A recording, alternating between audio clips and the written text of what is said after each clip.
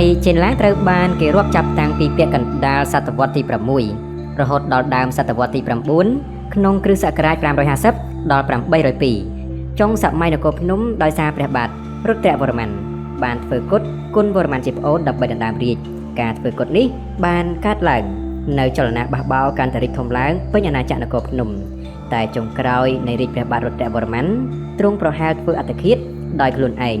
ព្រះបាទជ័យវរ្ម័នទី2គឺជាវីរៈបុរសបង្រួបបង្រួមជាតិនាសម័យចេនឡា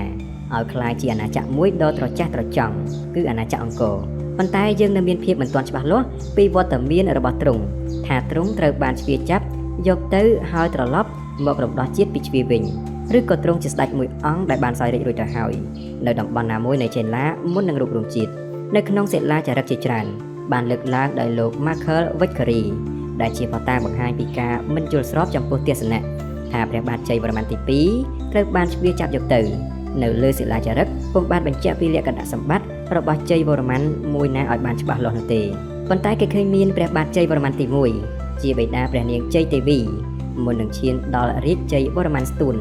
ហៅដោយលោក Michael Vickery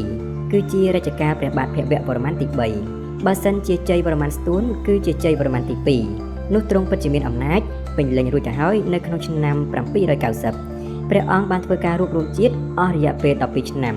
គឺវាសំរុំក្នុងការបង្កើតអាណាចក្រអង្គរនាឆ្នាំ802វាផ្ទុយពីលោកស៊ីដេសបានលើកឡើងថាព្រះបាទជ័យវរ្ម័នទី2បានយាងត្រឡប់មកពីជ្វាវិញនៅពេលរាជវង្សសៃឡែនចុះខ្សោយក្នុងឆ្នាំ800មានន័យថាទ្រង់ប្រើរយៈពេលត្រឹមតែ2ឆ្នាំតែប៉ុណ្ណោះក្នុងការរួបរวมឲ្យក្លាយជាអាណាចក្រអង្គរដ៏ធំនាឆ្នាំ802ដែលវាមិនសូវសមស្របនោះទេនៅក្នុងសិលាចារឹកមួយដែលបានចារឹកអំពីគ្រួសារស្ដេចត្រាញ់នៅអនិតិតបុរៈដែលមានទីតាំងនៅចន្លោះខេត្តកំពង់ចាមនិងខេត្តកំពង់ធំបានផ្ដើមមានទំនាក់ទំនងជាមួយរាជវង្សកណ្ដាលនៅសម្ភបុរៈឬចេនឡាមិនមែនបែកបាក់គ្នានោះឡើយនៅក្នុងប្រវត្តិសាស្ត្រជ្វាដែលសពថ្ងៃជាឥណ្ឌូនេស៊ីបានបង្ហាញថាជ្វាជារដ្ឋរីកចម្រើនមួយក្នុងផ្លូវសមុទ្រចាប់ពីសតវត្សទី10គឺក្នុងសម័យអង្គរដូច្នោះជ្វាគ្មានលទ្ធភាពយកជ័យលើអាណាចក្រអង្គរដែលកំពុងរីកចម្រើនយ៉ាងខ្លាំងនោះបានណាស់នៅក្នុងការសិក្សាអំពីជ្វានៅកម្ពុជារបស់លោកស៊ីដេសគាត់បានសង្កត់ធ្ងន់ទៅលើរាជវង្សមួយដែលរីកចម្រើន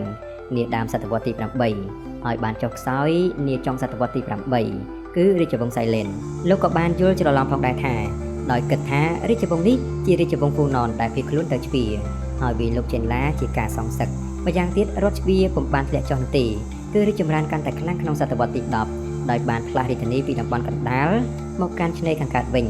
និងចាប់ផ្ដើមមានឥទ្ធិពលខ្លះលើដីគោកហើយពឹងផ្អែកទៅលើពាណិជ្ជកម្មសមុទ្រដែលមានទំនាក់ទំនងជាមួយខ្មែរផងដែរដូចនេះជ្វាគ្មានហេតុផលអ្វីដើម្បីវិលលោកកម្ពុជានោះទេនៅក្នុងសិលាចារឹកស្ដុកកោះធំបានផ្ដល់តម្លៃជាខ្លាំងដល់ជ្វាដែលអាចដោយសារតែអំណាចអន្តរជាតិខ្លាំងរបស់ជ្វា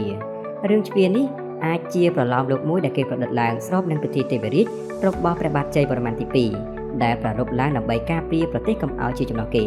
សិលាចារឹកបានសរសេរថាកម្ពុជាអាចធ្លាក់ក្នុងអំណាចជ្វាបានទេព្រោះស្ថាបនិកសត្តទេវង្សនេះគឺព្រះបាទជ័យវរ្ម័នទី2បានប្រារព្ធពិធីដើម្បីការពារមិនឲ្យជាចំណោះគេ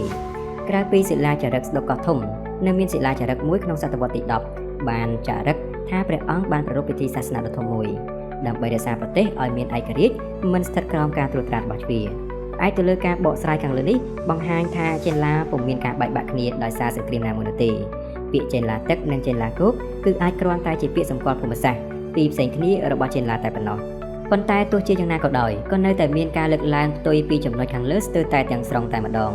ពលគឺប្រទេសខ្មែរនៅសតវត្សទី8នោះក៏ជាដំណាក់កាលមួយដែលគ្មានស្ថិរភាពនយោបាយ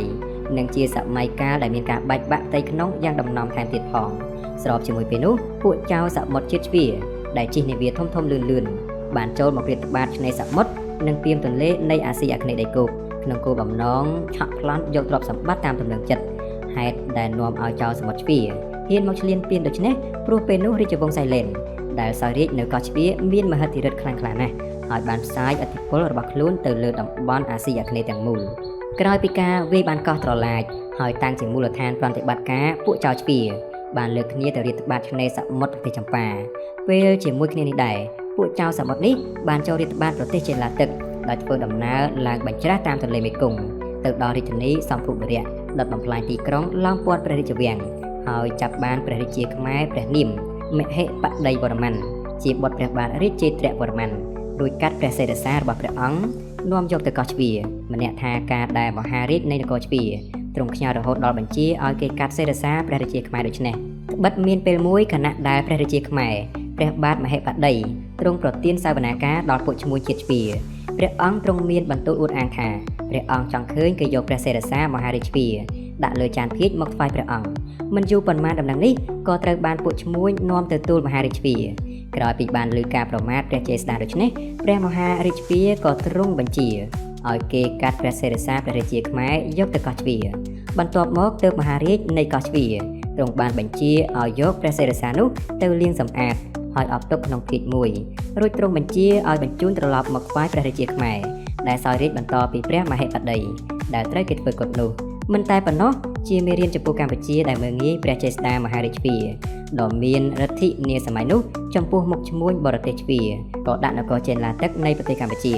ឲ្យនៅក្រោមអាណានិគមរបស់ខ្លួនចាប់តាំងពីពេលនោះមកចំពោះការឈ្លានពានរបស់ជ្វាទៅលើក្សត្របុរីមួយរបស់ចេនឡាទឹកនេះមានមតិខ្លះយល់ថា